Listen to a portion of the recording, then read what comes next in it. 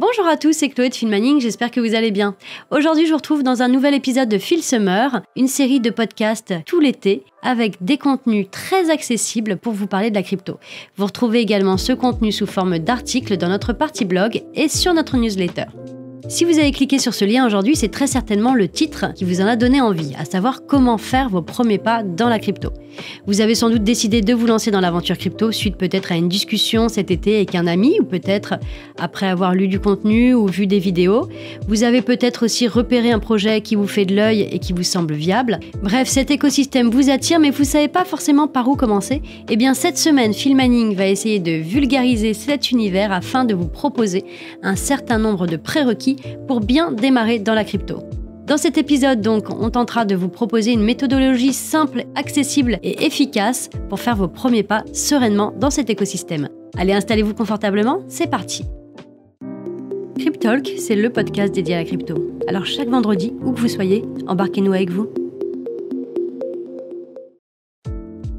On commence avec une brève introduction sur la crypto-monnaie, histoire de poser les bases. Les cryptos s'échangent entre des portefeuilles numériques, ce qu'on appelle des wallets, qui sont généralement par le biais d'un smartphone ou encore d'un ordinateur. Les clés publiques et les clés privées offrent aux possesseurs de ces portefeuilles l'entière responsabilité de leur capital. J'ai d'ailleurs fait un podcast à ce sujet si ça vous intéresse.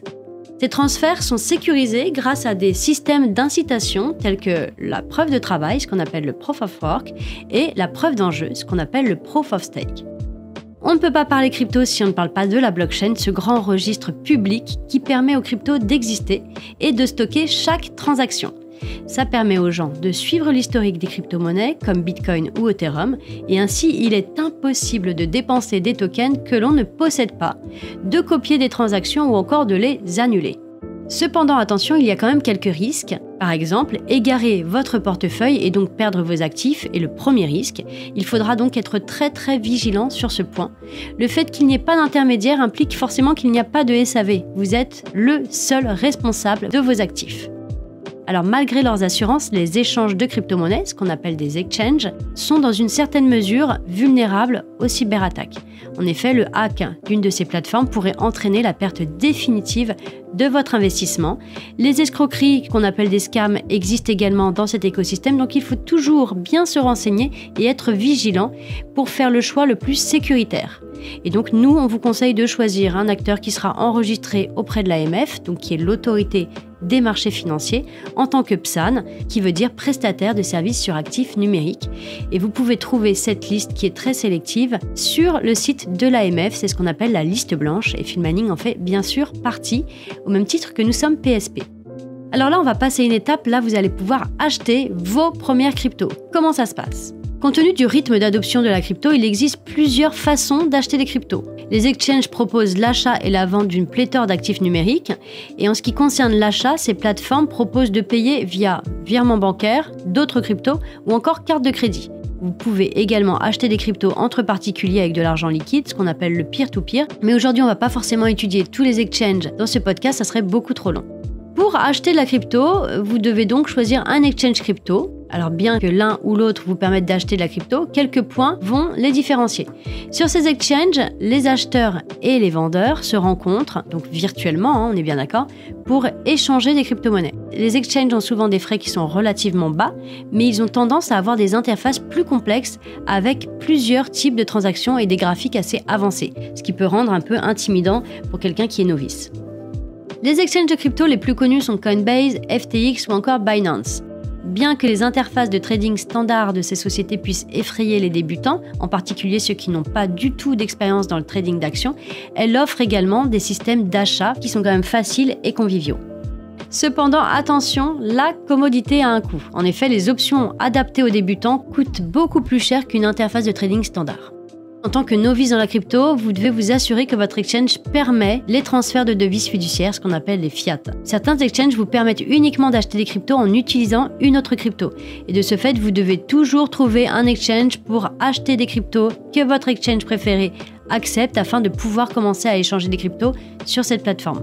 Et enfin, assurez-vous que la plateforme propose un service client réactif. C'est hyper important et ça facilitera la demande d'assistance en cas de problème. Sachez que chez Filmaning, c'est vraiment notre priorité de faciliter l'investissement dans les crypto-monnaies grâce à nos solutions clés en main. Et notamment avec l'arrivée de Wiggle, notre nouveau service de paiement, vous pourrez faire des paiements instantanément et gratuitement de votre compte bancaire Wiggle vers la plateforme Filmaning si vous voulez acheter de la crypto par exemple. Une fois que vous avez choisi un exchange de crypto-monnaie, vous allez devoir vous inscrire pour ouvrir un compte. Et selon la plateforme et le montant que vous prévoyez d'acheter, vous devrez vérifier votre identité. Il s'agit d'une étape qui est hyper importante pour prévenir la fraude et répondre aux exigences réglementaires. Donc, vous ne pourrez pas acheter ou vendre de la crypto tant que ça ne sera pas fait, tant que vous n'aurez pas terminé le processus de vérification, ce qu'on appelle un KYC, Know Your Customer, ou alors KYB pour la partie business. La plateforme peut vous demander de soumettre une copie de votre permis de conduire, de votre passeport, faire un selfie, prouver que les documents sont à vous, bref, il va falloir montrer patte blanche. Une fois que votre compte est validé, vous allez pouvoir déposer l'argent que vous souhaitez investir. Donc pour acheter de la crypto, vous devez vous assurer que vous disposez de fonds sur votre compte en banque. Et vous allez pouvoir déposer de l'argent sur votre compte crypto en liant votre compte bancaire. Ou même en effectuant un paiement avec une carte de crédit. Et selon l'exchange et la méthode que vous aurez choisie, vous devrez très certainement attendre quelques jours avant de pouvoir utiliser l'argent que vous avez déposé sur l'exchange. Une fois que l'argent est arrivé donc sur votre compte, vous êtes prêt enfin à acheter vos premières crypto-monnaies. Alors il existe des centaines de crypto-monnaies avec des noms bien connus comme Bitcoin ou Ethereum ou avec des noms beaucoup plus exotiques. Lorsque vous décidez quelle crypto vous avez décidé d'acheter, vous allez pouvoir rentrer son symbole, donc celui de Bitcoin par exemple c'est BTC ou celui d'Ethereum ça va être ETH, et vous allez rentrer la valeur que vous souhaitez acheter.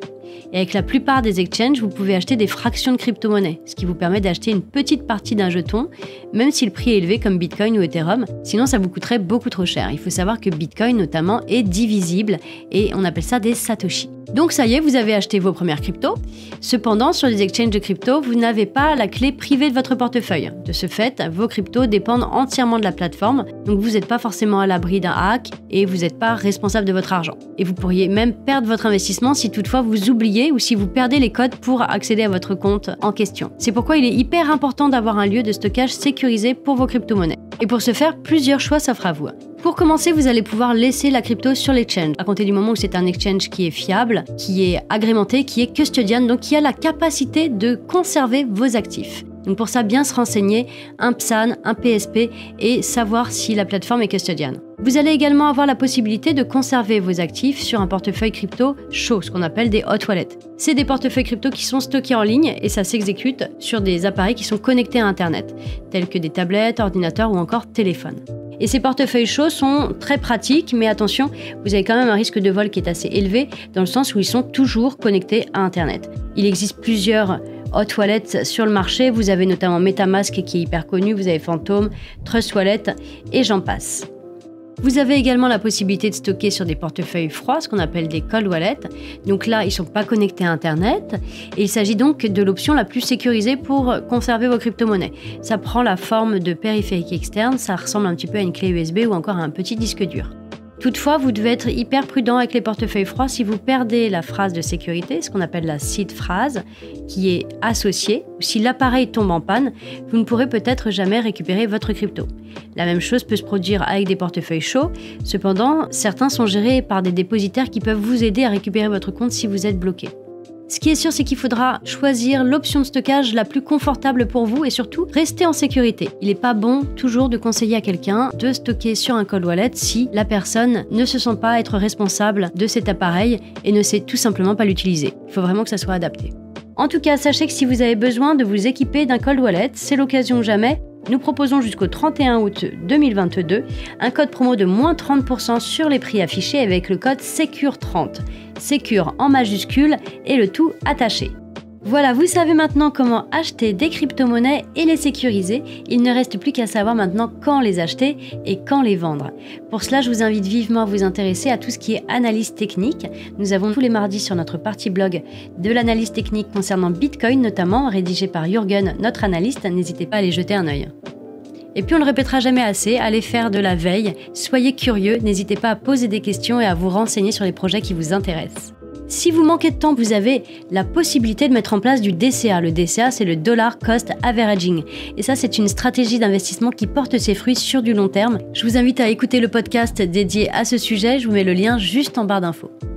Voilà, pour ma part, ce podcast est maintenant terminé. J'espère vraiment qu'il vous aura plu. N'hésitez pas, si vous avez la moindre question, comme d'habitude, vous pouvez solliciter notre support client, disponible de 9h à 17h du lundi au vendredi, et ce, même pendant toutes les vacances d'été. Moi, je vous souhaite un très bon week-end à tous. Je vous dis à la semaine prochaine pour un nouvel épisode. Ciao, ciao, prenez soin de vous.